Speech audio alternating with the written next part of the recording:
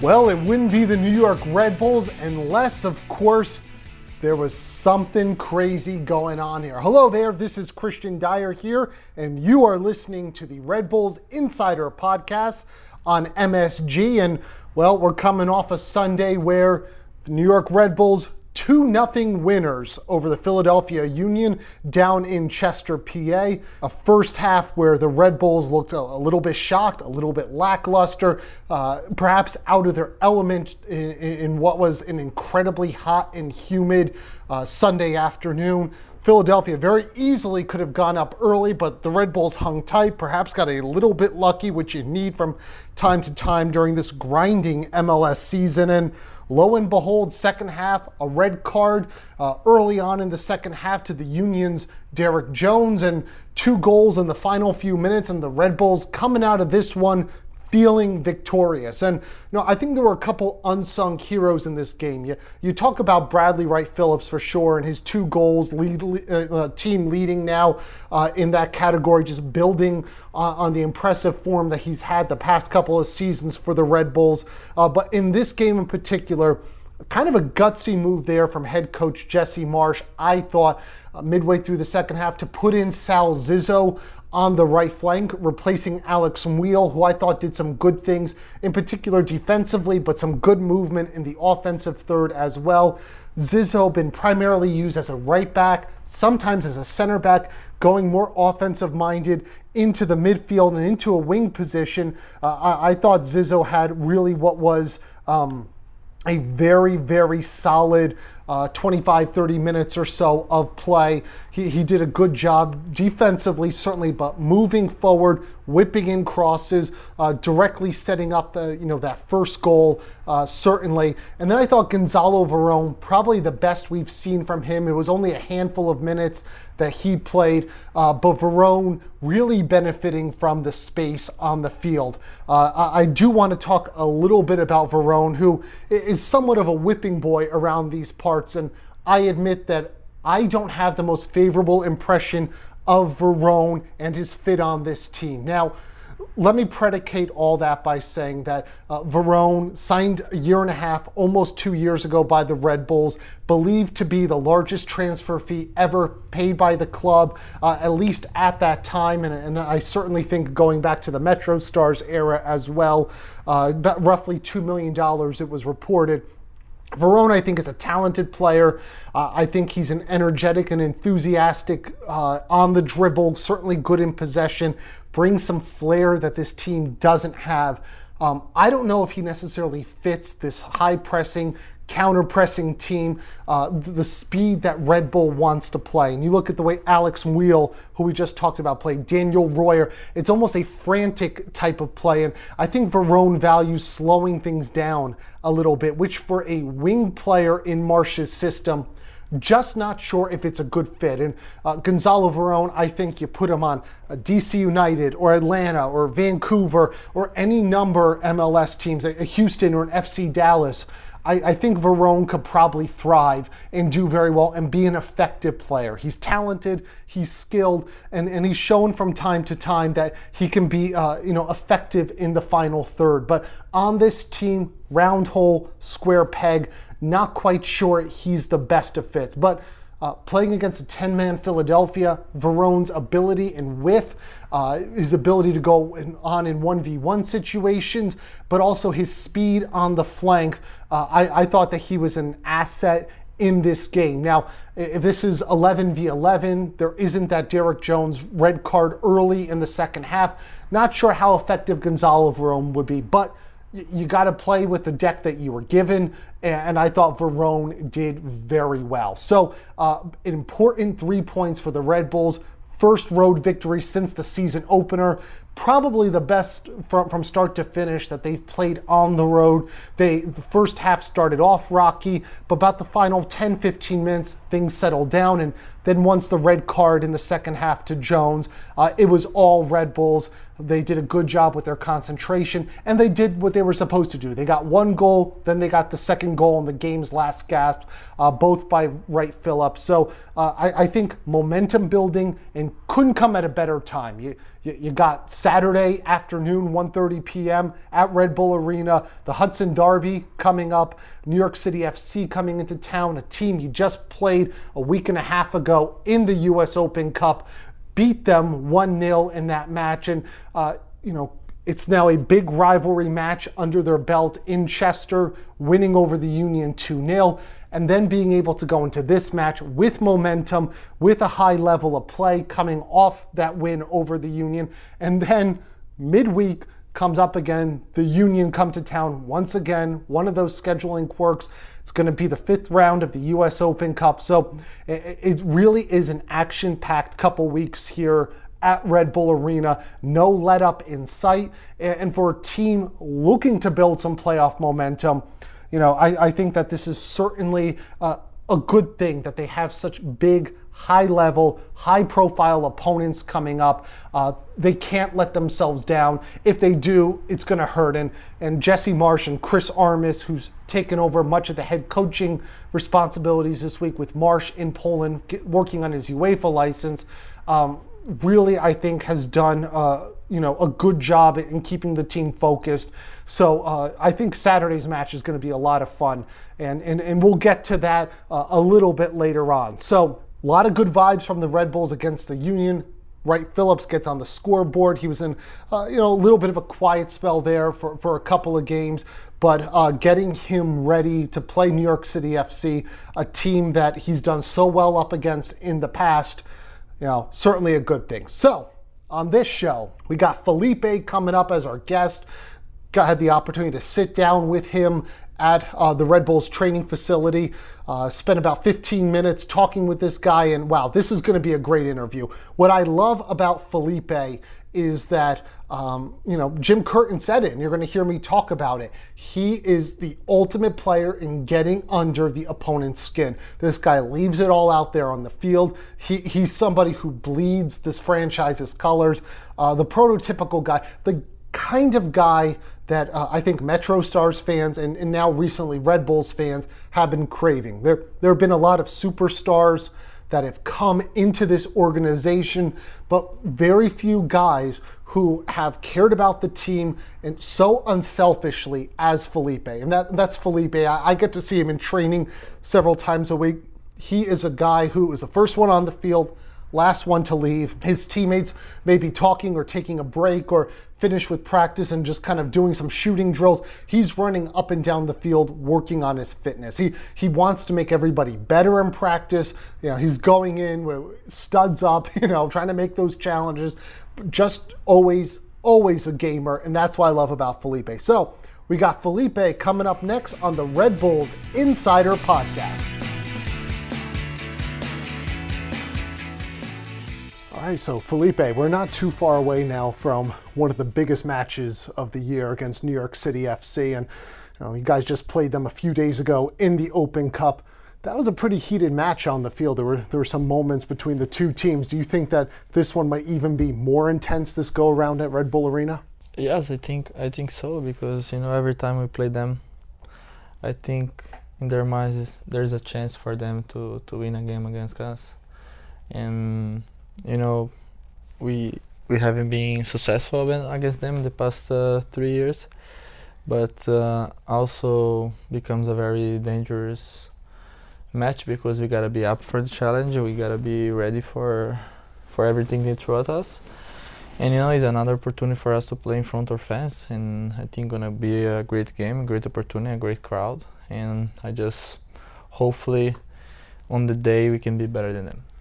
Now, there's a lot of buzz among the fans for a game like this. Do you feel that kind of buzz going around in the locker room, just the proximity between the two teams and nationally televised game and just kind of sellout stadium, everything that's kind of going into it? Do you feel that, or does it just feel like training as usual this week? For me, I hate all the teams in the league when I'm playing for a team. So every game for me means more than anything in my life. So of course, New York City is an emotional game because we are so close, but I'm gonna be as busy as usual, and I just gonna have to take as another game, and everyone need to really be focused on us, and hopefully that on the day we can make our tactics and our game plan works and get the 3 points. That's the most important. Okay, so you say you hate the 20 other plus teams in MLS. Do you hate New York City a little bit more, or DC United a little bit more? Does Felipe get up for just one match more than the other? I don't gonna give this opportunity for them to feel special. You know, for me, I hate all of them the same. And if you love to hate them. I love to hate my opponents. You know, I play for this team, for these colors, and until I play for this club, and I will hate everyone and try to make the best of me and of my team on the day to make those colors and these organizations successful. On Sunday, Jim Curtin, the Philadelphia Union head coach, said that, you know, they kind of bought into you a little bit, and you're a player who likes to get under the skin of the opponents. When you hear that, do you say mission accomplished? For me, you know, like, first of all, head coach shouldn't take this position to say whatever he wants, you know, because first he gotta see the facts, he gotta see the videos and be sure what he talking about. And you know, if you look at my legs, you're gonna see a lot of marks, and you know that's the reality. You know, like, people think that I fall, I dive, and you know, sometimes that requires to do that, otherwise they would break my leg. That was what happened on Saturday. I tried to get off the play, and he's still getting my calf. And imagine if I leave everything in my body, I'd be broken leg today. So thank God I use my savviness sometimes to get out those plays, and I will continue to do that because some of the guys try to really hurt. So I just think, you know, that referees start to look more out on those players, and you know, punish when they try to do those things. And I think the league should be more aware of that too. Now, I have to say, I watch you in training. You do love to get under players' skins, even your own teammates. Was that something you were born with? Was that in Felipe's DNA from a little kid, or did you have to develop something? Because it's a mental side to the game. Yeah, I think since I'm very little, I always, when I'm playing, I'm on the game is training or is a game, no matter who it is. Even Jesse, when he trained, you know, like, on that moment he's my opponent. I'm playing against him, and you know, no matter, this is just to say that no matter who it is, I'm gonna do whatever it takes to win the game. And I don't look at the name, I don't look at the person, and I just look somebody who's trying to be better than me and trying to win against me. Now, your playing style, you seem to really take a joy in doing the little things, making the hard runs, the counter pressing, the little passes, sustaining possession, having a pass breakup, perhaps more than, and you celebrate the goals, but I think you're just as happy being the guy who made the play before the play. Yeah, I'm happy to be my teammates being successful. I think when I make a run and I can get a ball and give to the next guy, and that ultimately gave us opportunity to score a goal, for me is the most important on the day, when where I can help my defense, you know, to make a play on the defense part. I'm always the guy, you know, like, people who don't know me, whatever they see, they think of me, you know, but in reality, I'm very happy when I see my teammates successful, when I see I can help with a little pieces to make somebody happy or successful. That makes me really proud, and that's what I really am about. I'm happy for all my teammates or whatever I can help with, you know, like, and I doesn't care what people think, is what my conscience and my mind means for me, and that's what I go to bed every night and how I wake up. And whatever stick and stone might break my bones, but words will never hurt me.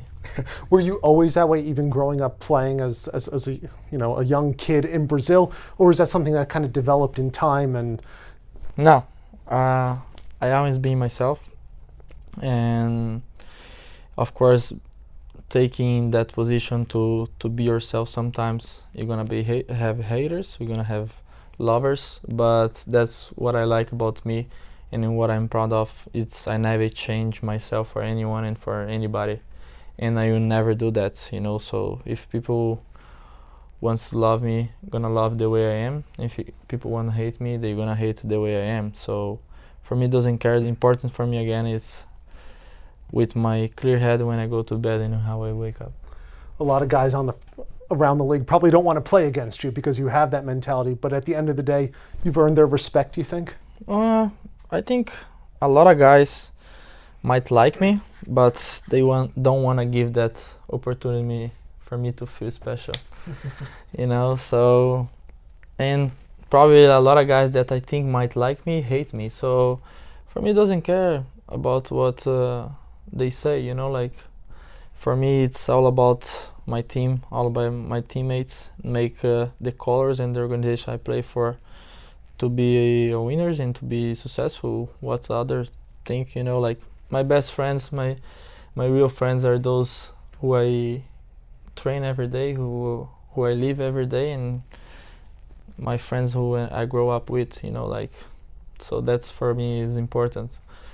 The people that I really have around me, others, you know, like, if come is a gift, if don't come, it doesn't gonna hurt me. Now, Saturday's match against New York City, it's going to be important. 7 meetings, you've won 6 of them, lost 1 so far. So, one hand, you want New York to stay red, right? But it's also important for the playoff picture to get 3 points from an Eastern Conference rival. For me, when I play New York City, it will be always like the first time. So for me, I forget about all those 7 games we play, and it's a new team, it's a new opportunity, and you know we know that they're a good team. But we are a good team too. So in the day will be a game who makes the best of the day, and I think we are for the challenge. We come from a good win on the road, and it's a good opportunity for us. Now, a few years ago, when you come to MLS, Jesse Marsch was the head coach in Montreal. You were playing in Europe at the time, I think Switzerland, right? Yes. Why MLS? You're in the prime of your career, young Brazilian over there, maybe moved to another league and higher profile, but you took this risk on a team with no history. I like challenge. I like to be challenged. There is opportunity for you to grow. You know, when I saw this opportunity, I looked at the future and I knew that was a league who was growing, and it's like an investment when you try to new things and you go for it, and how you make the best of it. And I think I'm doing my best and trying to grow, and this is my 6th year in the league, and I'm very happy here, especially in New York, you know, because it's a team that deserves to win, and I'm pretty sure we're gonna bring trophies to this club, and I hope to stay for a long time. You and Jesse seem to have a special connection. He trusts you. You seem to have a real connection with him as well.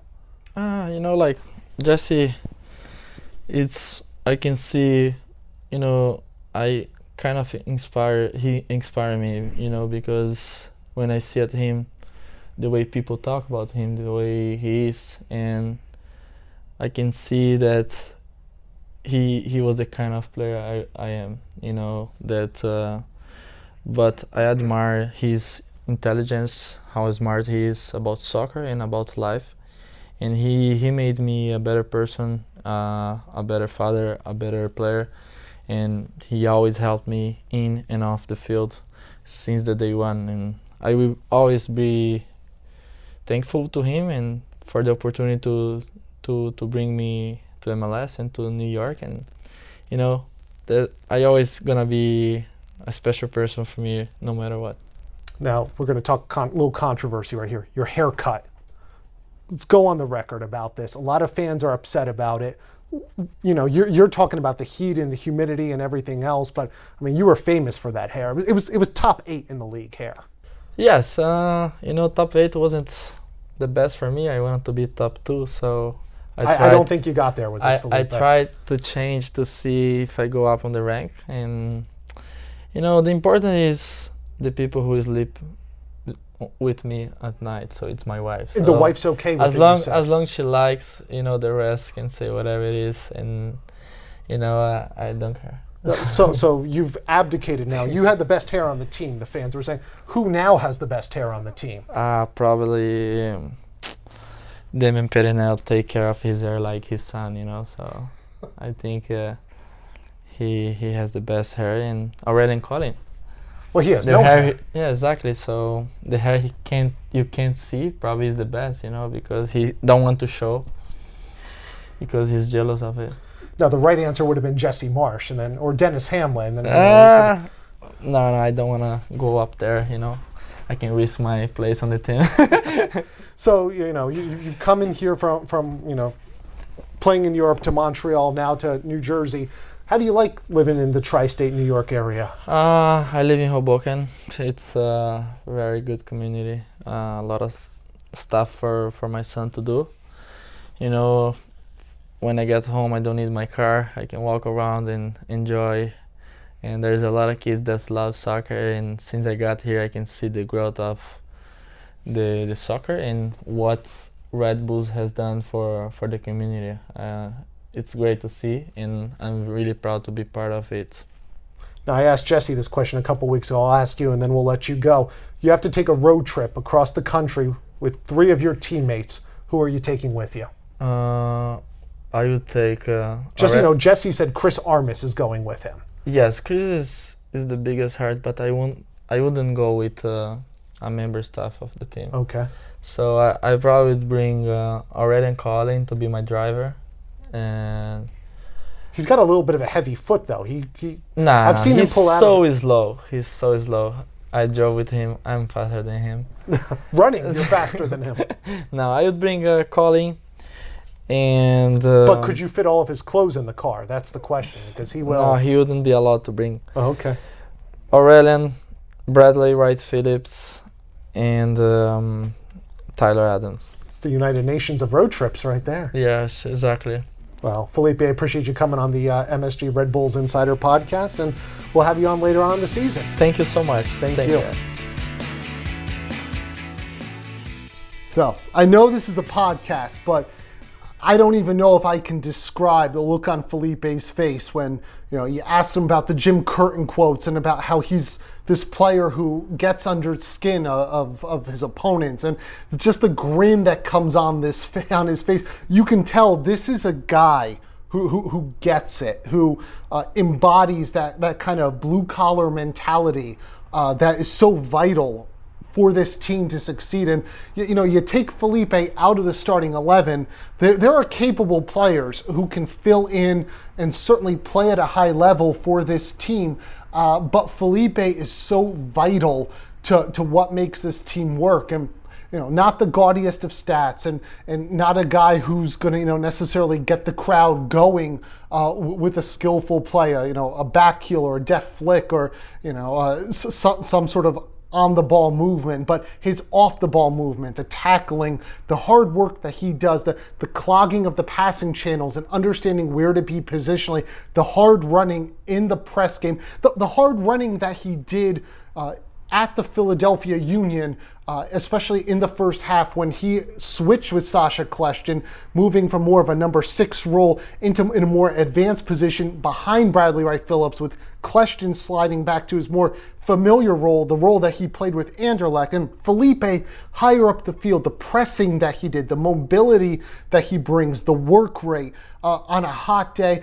I mean, that was big in helping to kind of slow things down for Philadelphia, as they had so much build-up play out of their own back end. And on a hot day, a player who kind of craves that kind of hard work like Felipe does, it's just, he is a perfect fit for Jesse Marsh's team. And there's a special connection between the two. I see it in training when they talk after practice, and you see it on the field where Felipe runs up and gives his coach a hug after a goal or something. There's something special there. And I think back to the past 2 years, consecutive Eastern Conference titles for the Red Bulls. That Supporters Shield in 2015.